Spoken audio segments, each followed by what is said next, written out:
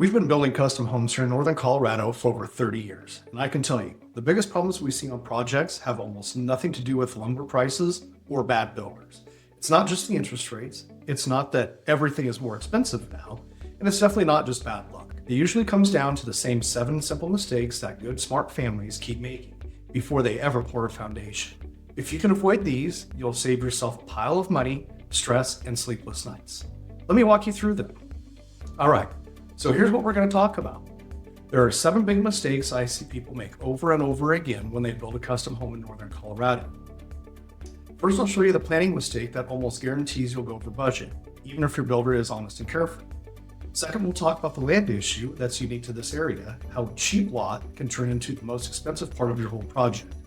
Third, I'm going to walk you through design mistakes that look harmless on paper but can add 6 figures without you realizing it. Then we'll go into the contract, the timeline, the weather, and even your future utility bills. All the stuff most people don't think about until it's too late. By the end, you'll know exactly what to watch out for, and you'll probably have a few questions that we can talk through together on a quick discovery call. Let's start with one that blows up more budgets than anything else. Now, here's the first big mistake. Most folks start with Pinterest boards and floor plans instead of starting with a real grounded budget. When I sit down with a new family, they'll usually say something like, we're thinking 3 bedrooms, a nice big kitchen, big windows, and we'd love a finished basement if it fits in the budget. Sounds perfectly reasonable, right? But here's the problem. If you don't know your true all-in budget before you start designing, you end up building a house on paper that you can't afford in real life. You've got land costs, you've got site prep, you've got permits and tap fees, then you've got the actual house. Most people only focus on the last part. What you need before you get too far down the road is a realistic total budget range that includes a lot, site work for that specific lot, the home itself, soft costs and fees, a contingency for surprises. Once you have that, then you start designing a home to fit the number, not the other way around.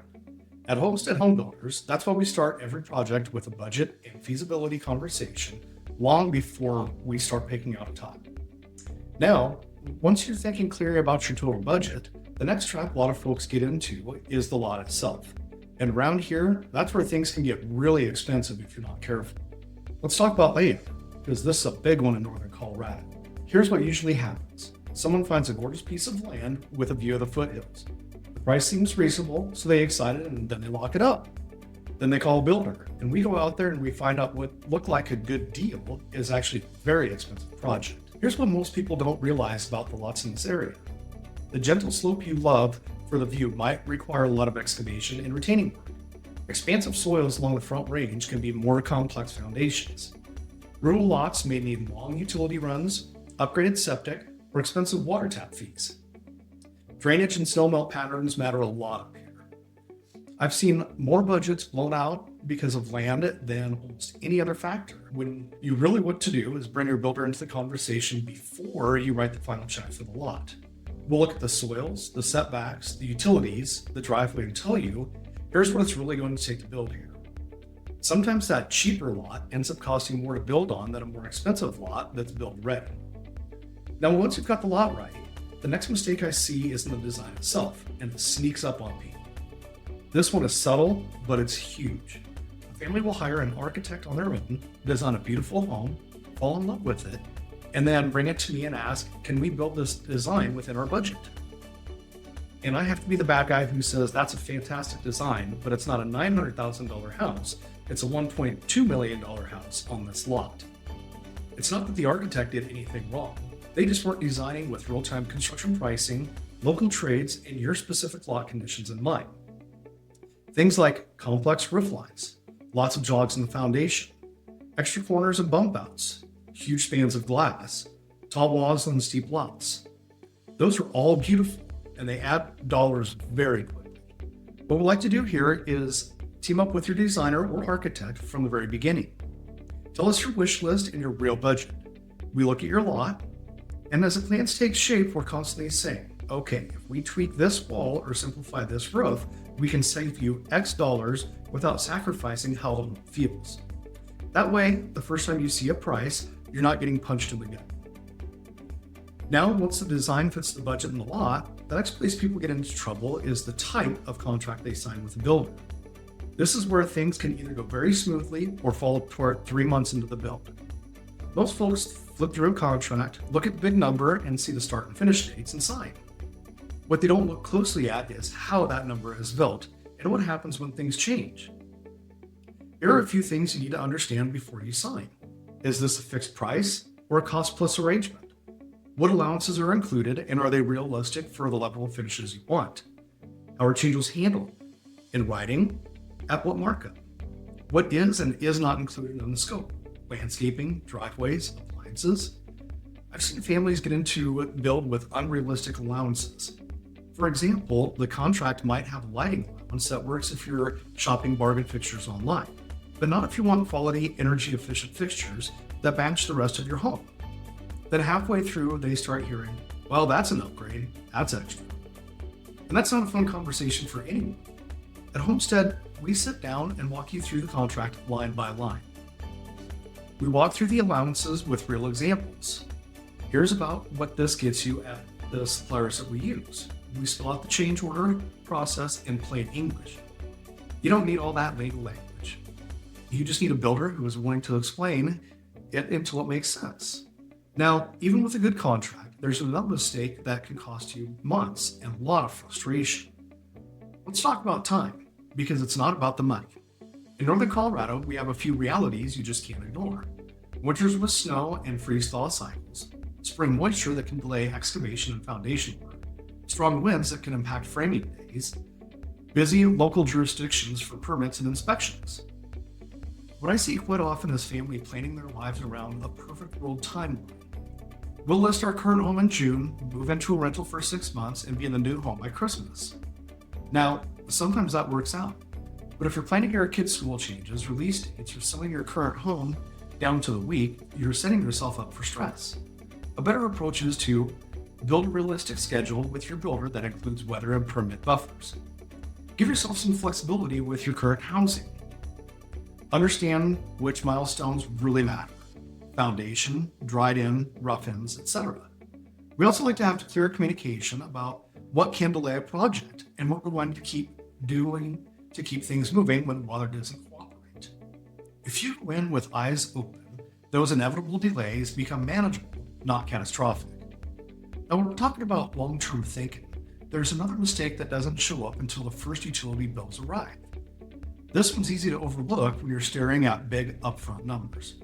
Most folks will say, we'd like to be energy efficient, but then if they have to choose between, say, upgraded insulation or a fancier countertop, it's tempting to look at the one you can see. Here in northern Colorado, we've got hot summers, cold winters, and a lot of temperature swings. If you don't think through your envelope and your settings now, you're going to be writing big checks to utility companies for the next 30 years. We look at 3 things: insulation and air sealing, windows and doors, and heating and cooling systems. Sometimes a slightly higher investment upfront, better insulation, smarter windows, a more efficient furnace or heat pump can pay you back year after year. It also makes the home noticeably more comfortable. You don't have that one room over the garage that's always too hot or too cold. When we build, we sit down and say, here's the code minimum, here's what we recommend, and here's about what you can expect in energy savings and comfort. You don't have to build a net zero showpiece, but you should absolutely avoid the mistake of treating energy efficiency as an afterthought. Now, there's one more mistake that might be the most important of all, and it has nothing to do with materials. This is the one that can make the whole experience either enjoyable or miserable. Most people shop for a builder mainly on price or maybe a few photos online. They'll say, we got 3 bids, this one was the lowest, so we're going with them. Price matters, of course it does. But with a custom home, you're not buying a toaster. You're entering into a year-long relationship with a team of people. Here's what you really want to pay attention to when you're considering choosing a builder. Do they actually listen to you, or are they just trying to sell you on their plan? How often will you hear from them during the build, and how? Are they on site regularly, or just sending different subs out with no supervision? Can they expect things in plain language, or do they feel being talked down to? I always tell people, you should feel comfortable asking dumb questions. You should feel like you can call or text and get a straight answer. You should feel like this person cares as much about your home as you do. At Homestead Home Builders, we intentionally limit how many homes we build each year. That lets us be on site, hands-on, paying attention to the details that matter to you, not just cranking out volume. If you listen to your gut during that first meeting, you'll usually know, do I trust this person to guide us through a very big, very personal project? Now let's put all this together, and then I'll show you the next thing you really need to look at before you go any further. So just to recap the 7 big mistakes we see here in Northern Colorado. Number 1, starting with a dream instead of a real all-in budget. Number 2, falling in love with a lot before you know what it will really cost to build on. Number 3, designing a home without tying it back to your budget and your specific site. Number 4, signing a contract you truly don't understand. Number 5, planning your life around a perfect world timeline. Number 6, treating energy efficiency and long-term costs like an upgrade instead of a core part of the home. And number 7, choosing a builder on price alone instead of the relationship in the process. If you can avoid these, you're already way ahead of most people who start this journey. Now here's the next question I get from almost every family once they understand these mistakes. How do we know what our real budget should be for a custom home in Northern Colorado? And what hidden costs are we not yet seeing? Because on paper, a lot of numbers look similar. But once you add in site work, fees, energy choices, and all the little light items, things can change pretty quickly. We actually did a whole video called Real Custom Home Budgets in Northern Colorado, Hidden Costs, that walks you through that in detail and opens a lot of eyes. If you haven't watched that yet, I'd recommend making that your next stop. And if you're at a point where you're thinking seriously about building, and you'd like to talk through your specific situation, your lot, your budget, your timeline, we offer a free discovery call. It's just a quiet conversation, no pressure, no sales pitch. You tell us what you're dreaming about, we'll tell you what's realistic, and we'll see if we're a good fit to help. You can click the link near the video to request that free discovery call with our team at Homestead Home. I look forward to hearing what you're planning and helping you avoid these mistakes in your own custom home here in Northern Colorado.